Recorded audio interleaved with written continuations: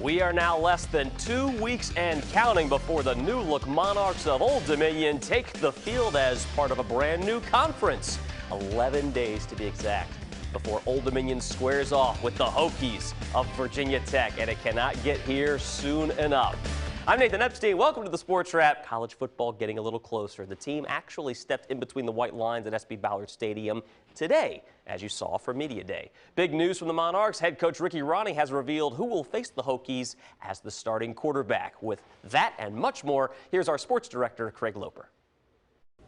2022 ODU Football Media Day officially in the books here at SB Ballard Stadium Monday afternoon. We got a chance to speak with a whole bunch of Monarchs today, but I want to start with the head coach, Ricky Ronnie, making the official announcement on a starting quarterback. So Hayden Wolff will be our starting quarterback, and I'm pretty excited about that. I know that he is too, and I know the team is. He's a guy who prepares, at a very, very high level. And he was doing that whether he was going to be the starting quarterback or not. It felt awesome, all the hard work that I've put in, that we put in as a team. It felt like some stuff was starting to pay off. I've always believed in myself and the work that I put in, and I couldn't be more thankful and appreciative of this opportunity.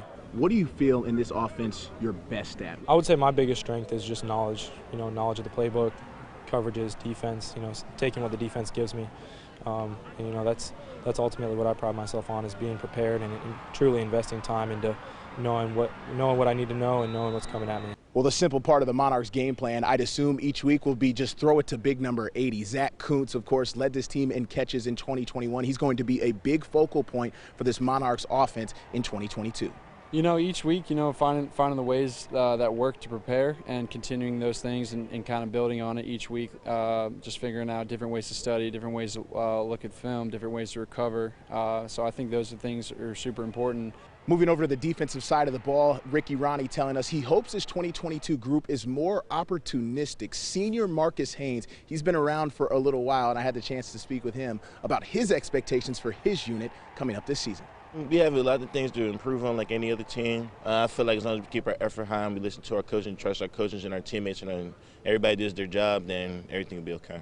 ODU versus Virginia Tech here in SB Ballard Stadium, about a week and a half away now, September 2nd. This place is going to be rocking like it's 2018, and that was certainly a magical game against the Hokies. Reporting at SB Ballard Stadium, I'm Craig Loper for the Sports Wrap.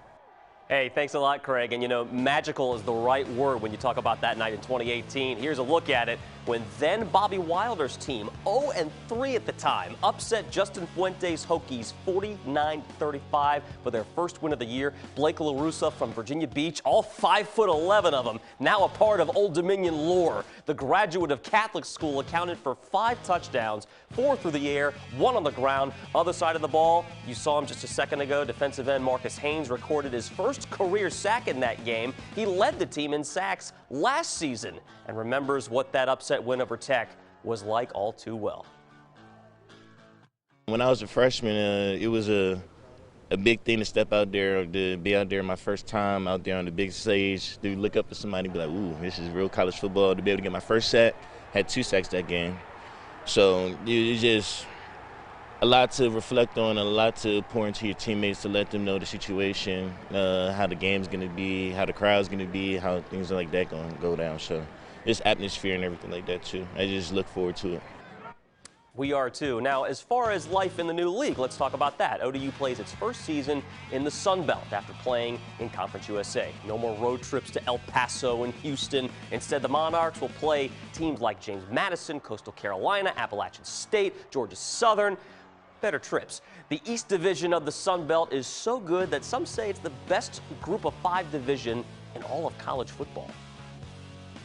It's awesome. I mean, I would tell you this, I am a college football fan, and to think that I'm not is crazy. And so, I mean, the fact that it's regional rivalries, we've got some great coaches, we've got great players, we've got teams that are fun to watch.